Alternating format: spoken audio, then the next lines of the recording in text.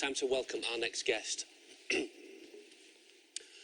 Fighting out of East Leeds, he's the current Commonwealth and WBC International Featherweight Champion with a record of 22 fights, 22 wins, 4 by KO. He's the pride of Yorkshire. He's Josh, the Leeds Warrior, Warrington!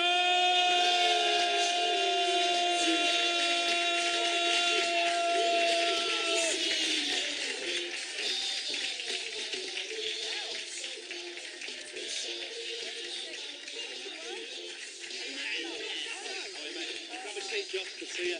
While we watch you dismantling people.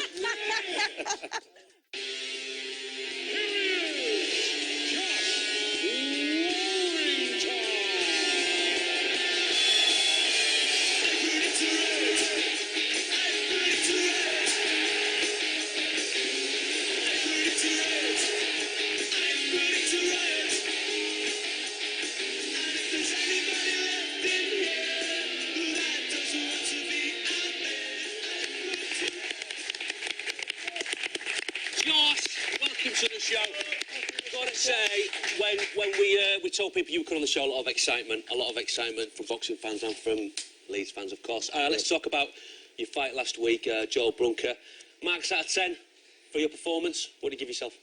I thought it went all right, to be fair. Wasn't too bad. I come out there quite happy with performance, just because so many people had written me off beforehand. I'd read a few interviews that I wouldn't make it past the 5th round, and they were going to be too much for me. And to be fair, there were a couple of times when I nearly had him out there, and if I'd put my foot on gas a little bit, I could have done. But you know, it was a good learning fight, and I'm happy the way it went. Yeah, good stuff. Now, your dad's your trainer, isn't he? What did he think? He felt terrible. Did he? Not happy. He said I could have watched it at home with a kebab. To be fair, lad, you know what I mean? But he's proud of me, but you know, he don't blow smoke on my backside, so to speak. You know, he just don't let it get to my head. So what are the pros and cons of having your dad as your trainer? Well, it gets a little bit personal, you know, so if I don't do as I'm told, I get one warning, and if I don't do it again, then he throws a water bottle at my head in gym. You know, this is the things that people don't see, but yeah, he's very passionate about it, but yeah, he gives me a lot of stick as well. I take it he's Leeds. Well, so to speak. I mean, he used to take us down to games, but he's a bit disillusioned with it now. I mean, he's really blunt, he's my old fella, and he'll say, listen, I'm not paying to go watch all them lads, you know, fall about on floor when he sees lads knocking 7 bells out of each other. Yeah. So Now, sorry, That's all right. I was going to say, because I saw your Twitter yesterday when you said I'm going down to Soccer AM, and there were loads of people underneath, and they all said you are going to wear your Leeds shirt on the telly. Now, you have brought it. I have brought it. You're going to pop it on for outside later, aren't you? Pop it on for outside. It was a little bit dirty, and I'd not ironed it, so It's dirty and he's not ironed it. Right, you walk out to marching on together, don't you? It's 100% Leeds. Initially, you weren't allowed to, though. Why? Just because I'm always fighting at home. I've only started fighting in Leeds over last year or so. But I've boxed in places like Hull and Manchester, and it doesn't always go down with their fans, so to speak, so they've never let me have it before. Right. You went on the pitch at half-time at Elland Road a couple of weeks ago, didn't you? That was against Sheffield Wednesday. Yeah. Were you nervous going on the pitch at half-time? I have been in the past, because I've been on pitch a couple of times now down Elland Road, and I think before that I used to be nervous because I thought people won't know who I am, but now we're getting quite known around Leeds and whatnot. It just gets me excited, you know, because I keep talking about a big fight at Elland Road one day, so What's that it's guy just driving? I don't know. In the background. Nicked his car, just left the steering wheel. Now, your following is very similar to the following that Ricky Hatton got. We've got some footage of you when you were over in Berlin, of you getting amongst the fans here.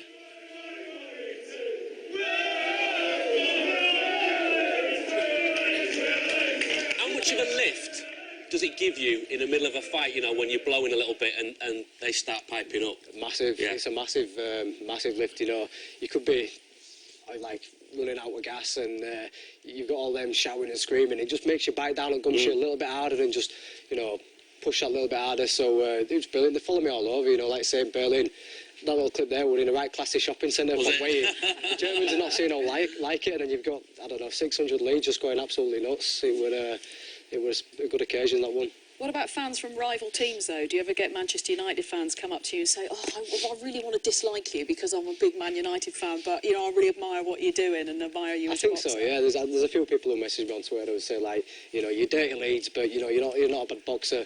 A lot of people don't like Leeds, and yeah, for that reason, we're not allowed to fight in Manchester no more, and we'll just leave it on that note. Okay. But, Now you bumped into the chairman, Mr. Cellino. Yeah. What did he have to say to you? I'd seen him before European title fight last year. I was on pitch against Reading, and I'm walking down tunnel after the second half, just been on pitch and said hello to our fans and whatnot.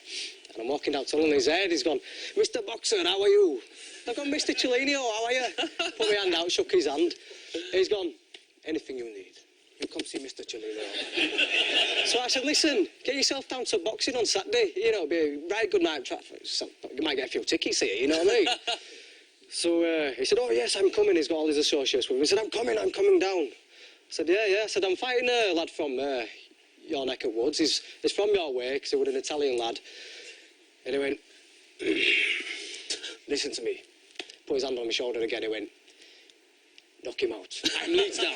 And started giving me a Leeds salute. I thought, "Go on, Cellino, what lad?" Could you just pass us one of those belts over, if you don't mind? Please. Pass us both Say over. Is that please. all right? Yeah. Okay. So just to explain what we've got here, what we're dealing with, belt-wise. That's what we're defending on weekend. We've got Commonwealth there, and we've got the WBC International there as well. Now, so, yeah. you've had a couple of Leeds legends do the ring walk with you. Dominic Matteo and Vinnie Jones. Who, if you could pick one Leeds legend to do the ring walk, carry your belt into the ring, who would you pick? Good question.